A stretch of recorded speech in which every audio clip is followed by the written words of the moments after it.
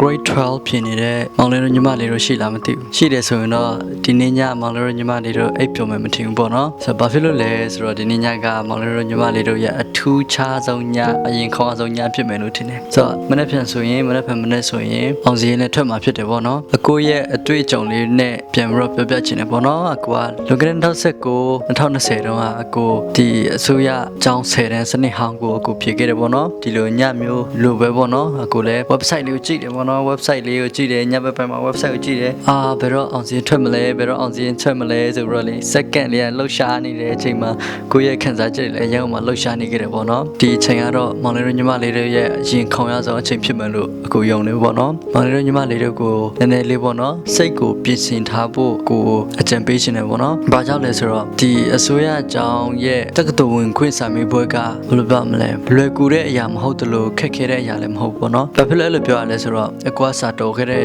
ကျောင်းသားတယောက်မဟုတ်ပေါ့နော်ဒါပေမဲ့အကိုအသက်နိုင်ဆုံးစူးစမ်းခဲ့တယ်ဒီလိုနဲ့ပဲအကိုအောင်မဲ့လေးလောက်နဲ့ဇောင်းပွဲအောင်ခဲ့တယ်ပေါ့နော်ဒီလိုပဲပေါ့နော်တခြားသောစာတော်တဲ့သူတွေလည်းကြကြံခဲ့တာတွေရှိတယ်ပေါ့နော်ဆိုတော့မောင်လေးတို့ညီမလေးတို့ကိုပြောချင်တယ်ဒီညကတော့အကိုထင်တယ်ပေါ့နော်မောင်လေးတို့ညီမလေးတို့ရဲ့ယုံကြည်ရာကိုမောင်လေးတို့ကိုးစားနေလောက်ပြီးထင်တယ်ပေါ့နော်ဘာဖြစ်လို့ဆိုတော့အကိုအဲ့တော့အကိုကခရစ်ယာန်တယောက်ဖြစ်တယ်အဲ့ဆိုတညလုံးအိတ်မပျော်ဘူးပေါ့နော်ဘယ်လိုပြောမလဲအရန်စိတ်ပူပြီးတော့ဖျားဆုတောင်းတော့ခရစ်ယာန်ဖြစ်တဲ့ဆုတောင်းပြီးတော့အိတ်ပျော်သွားတယ်ဖျားသခင်ကကိုညီပါဖျားသခင်ကကိုညီပါအဲ့ဒါပဲရွတ်တယ်ပေါ့နော်ကျန်တာဘာမှမရွတ်ဘူး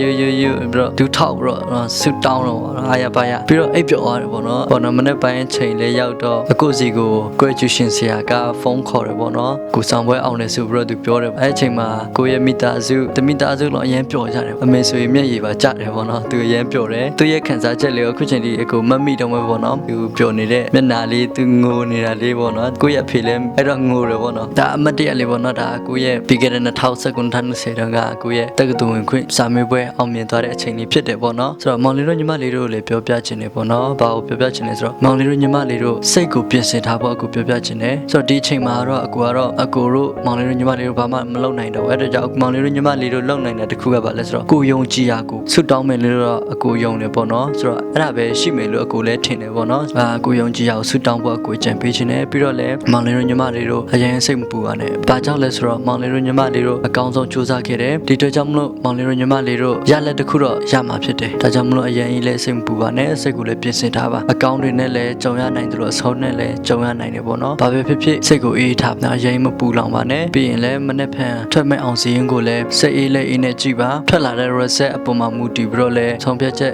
sorry မချလိုက်ပါနဲ့ဆိုတော့အောင်မြင်သည်ဖြစ်စေကြာရှုံးသည်ဖြစ်စေအကွာတော့လူတိုင်းကိုမောင်လေးညီမလေးတို့အားလုံးကအောင်မြင်မှုနဲ့ပဲအကူမြင်ချင်တယ်ပေါ့နော်ဒါပေမဲ့လည်းဘယ်ရမဆိုအောင်မြင်မှုကြာရှုံးမှုဆိုတာရှိတာတော့လက်ခံရမှာဖြစ်တဲ့အတွက်ကြောင့်မလို့အခုတည်းအစိတ်ပြင်ဆင်ထားပါမောင်လေးညီမလေးတို့အကောင်းဆုံးစူးစမ်းခဲ့တဲ့အတွက်ကြောင့်မောင်လေးညီမလေးတို့အတွက်ထိုက်တင်တဲ့အဖြစ်တစ်ခုတော့ရလိမ့်မယ်လို့အကိုတော့မျှော်လင့်တယ်ဒါကြောင့်မလို့မောင်လေးညီမလေးတို့အရင်စိတ်မပူပါနဲ့ကိုယုံကြည်ရာကိုပဲဆူတောင်းပါစက္ကန့်ပါအနံပါလို့ကိုအားပေးချင်တယ်ပေါ့နော်အားလုံး